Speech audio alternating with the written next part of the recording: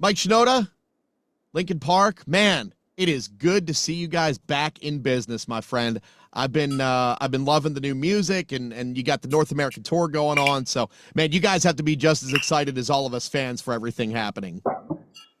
Uh, I would venture to say more excited, but I'm glad you guys are I'm glad you guys are with us. I'm, happy to be coming back, and we're excited to play some good shows. Absolutely. And Mike, the first thing I wanted to really ask you about, you started the tour the other night, the new North American tour in Austin, with Linkin Shark out in the audience. Dude, he was the star of the show off stage. I watched those videos of him jumping around and then in the mosh pit. Fantastic. Yeah, it was a first seeing somebody it was a shark costume, and he had rigged some LED lights to it, so he like literally glowed blue in the crowd. It was pretty funny. I hope so that you guys, you're coming to Baltimore soon and Philly and LA and New York and Toronto. I hope someone in every city picks up the mantra and we see Linkin Shark all over. Well, we saw in the first show, it was in Austin, and we did a pop-up there with a local, God, it was a local taco spot, and we collaborated with them and did a Lincoln pork taco. It was a carnitas taco. So we had Lincoln pork at the first show, and we had Lincoln Shark on the second show.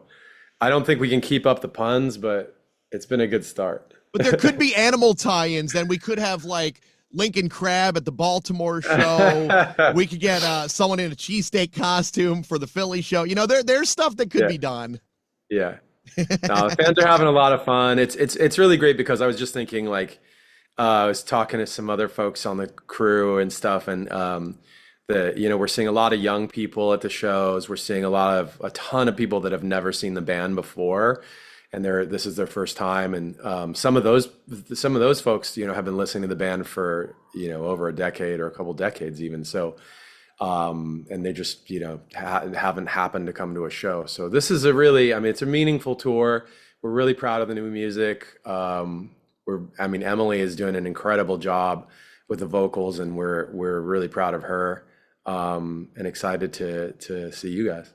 Well, there was a lot that you just said in there, Mike. So let me take one thing. The first thing you said about generations. I remember seeing Green Day about, I don't know, 5 or 6 years ago, and there were a couple generations of fans now. And that's the first time I really thought about that for Linkin Park. You guys have been going strong for, 25 years in between there. That's a couple generations of fans. So yeah, you're going to have different ages and new people and Yeah. old school folks like me We've coming we've out. noticed that it's happened a few times in our career where, you see the fan who's brought their kid, or their fan who's brought their younger brother or sister or cousin or something. Like we've noticed that over time, and it's happening again. It's a really like as an artist, like you dream of that, right? That you can have a meaningful like place in somebody's like memories, or their experience with music like over a long period of time. So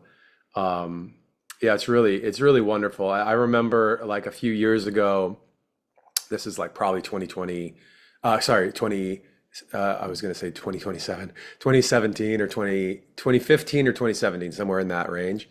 And we were playing, we're playing this show, and I look out in the crowd, and I see like kind of to my left, there's a dad and his daughter. He's standing on the floor. She's standing on the seat because she's a little short. She's a little young. And whenever we played one of the new songs, she would jump up and down and like elbow him and like tell him like this is the one and blah blah blah, like this is my song.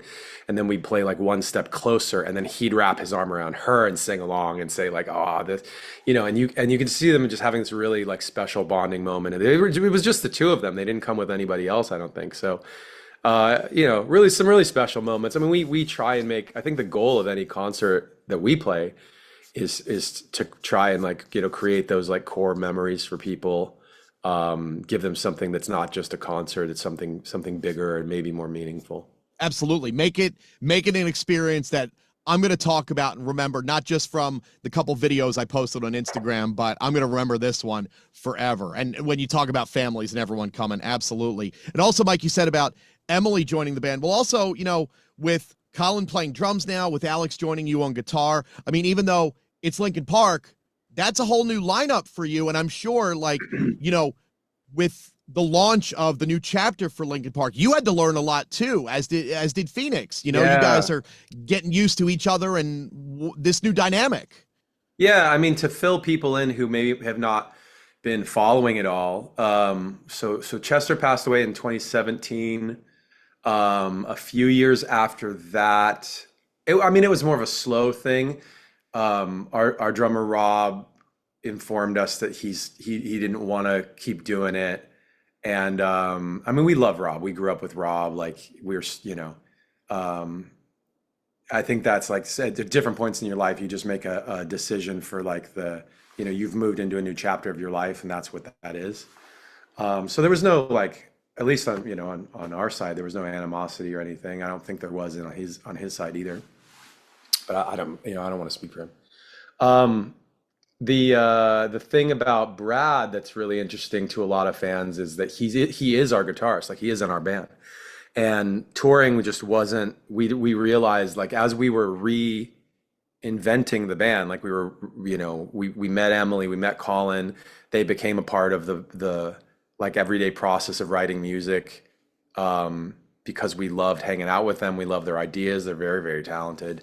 And it was some point, like maybe even as late as 2024, had a conversation with Brad where we finally came to like a realization that the thing that would help his integration or the place that he stands with the band, he and we just realized that the touring is really hard on him. Like he just, psychologically, mentally, he doesn't, it does weird things to his brain that he does not like, and he acts differently on tour than he does at home.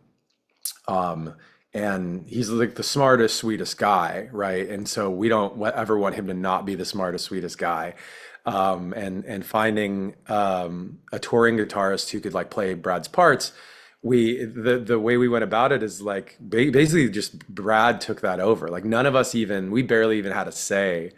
We were like, dude, okay, we want you to find somebody who's your representative on the road and is an extension of you to the fans, is an extension of you to the band.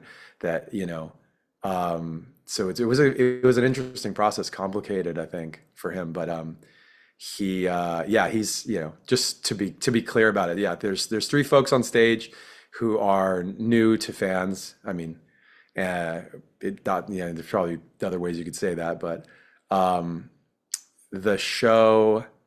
One thing that I really enjoy about it is that these new younger members bring their energy to it, and oh my God, it's like the thing that makes it Linkin Park is still very much there. Like anyone who's come to the show will tell you this. Like you can go look at people's comments online, you can talk to somebody. That we play, a ton of the mostly old stuff. I'd say like 2/3 maybe. And yeah, the band is, it's still very much a Linkin Park show. But I think it's elevated in terms of, it's 2025. We've built a new thing, and it's got a lot of energy because we've got an adjusted lineup, and these folks are killing it. Yeah. Like we said before, Mike, generations. That's what it's all about now with Linkin Park. Yeah.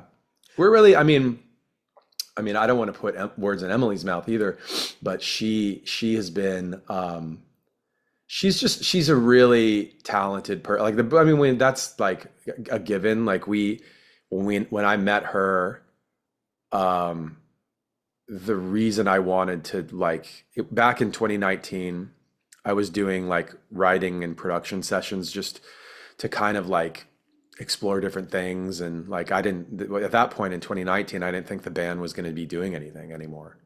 So,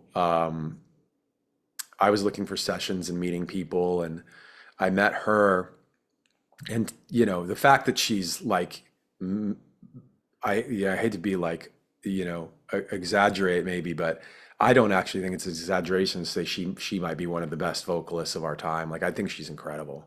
And she's like, I met her, I heard her saying she's got such versatility. She can do tons of different things with her voice. She's really fun to work with in studio. But beyond all of that, the most important thing is I was like, I just feel like when we talk, it's very comfortable. Like you immediately ease into this, like, oh, I feel like I've known this person for a long time, which is super weird. And then I introduced her eventually to the rest of the band, and we got her in there with Colin, and everybody just gelled that day. I mean, that day it was like, oh, it's like all left feeling like that felt so natural, like felt so normal. Man, that's it makes such a difference when you have everyone become, one like that right off the bat too. And that's a great sign for moving forward with Linkin Park. And Mike, I know we only have a minute or two here left. I wanted to tell everyone too, not only is the tour going on now, but also From Zero, the new deluxe edition is coming. So we get to hear more of your music in a couple weeks. That's on May 16th. And I'm guessing, I talked to Emily in Phoenix a couple weeks ago. They said that everyone has a ton of ideas. I'm sure you guys are already thinking about stuff beyond From Zero too. I mean, yeah, one thing at a time though. Sure. Like I feel like bands write music.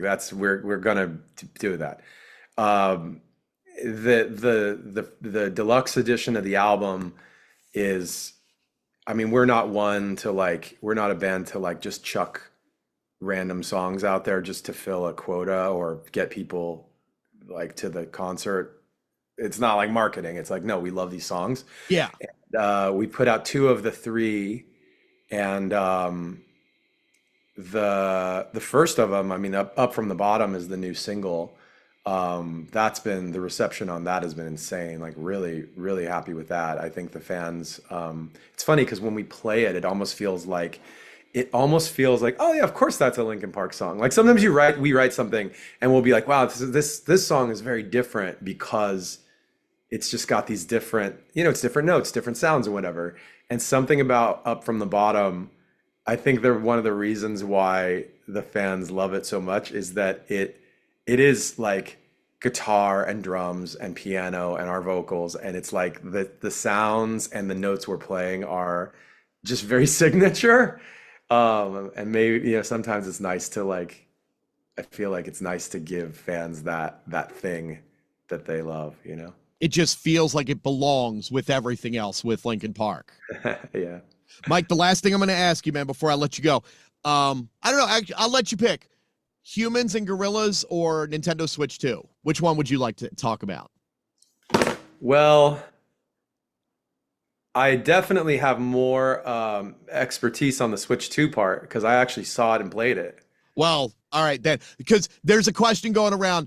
Do you think 100 humans could beat up one gorilla? Yeah, no, I'm aware of the 100. I don't have any opinion about that because I don't know anything about that. It's also very dark.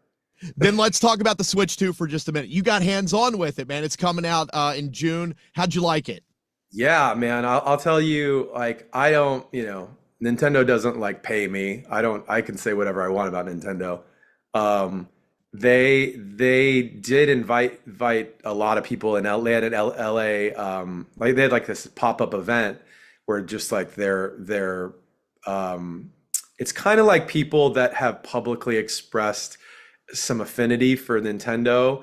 They have this like list of VIPs that they'll invite, and it's not a small number of people though. It's like they rented out this big like auditorium, and they built it out with all of these different stations where you could play the new games and hold the console and stuff. And here's what I'll tell you about it. It's more robust than the Switch one. Like it's heavier. Mm-hmm. It feels like it's made of more metal. Okay. And the little controls that remove on the sides. On the old one, you really felt like if you just tried, you just break them right off. And on the new one, that you don't feel that way as much. Like you feel like if you do that, they'll pop out, but they're magnet based, so that actually feels great. And I'd say my favorite games that we played. Actually, this is a funny one for your listeners. This is like I haven't gotten to talk about this. But I'm forgetting the name of it. Well, anyway, the new Mario Kart game is great. There's an open world aspect where you can just like drive around and like go wherever, and that's fun. It's not a race; it's just a wander kind of thing. That's actually more fun than you think. The new Metroid game I liked a lot, but there is so the paddles, the new controllers. Besides holding them in your hands and moving them around like a Wii or something, you also can like turn them sideways and roll them this way, like on your knees or on a table or in the air.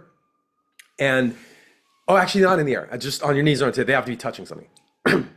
They have a game that's basically wheelchair basketball. I saw that, the Rocket League Okay. basketball. Yes. Dude, I forget the name of it. It's got I'll be honest, it has a terrible name. Like whatever the name is, it's the most forgettable, terrible name.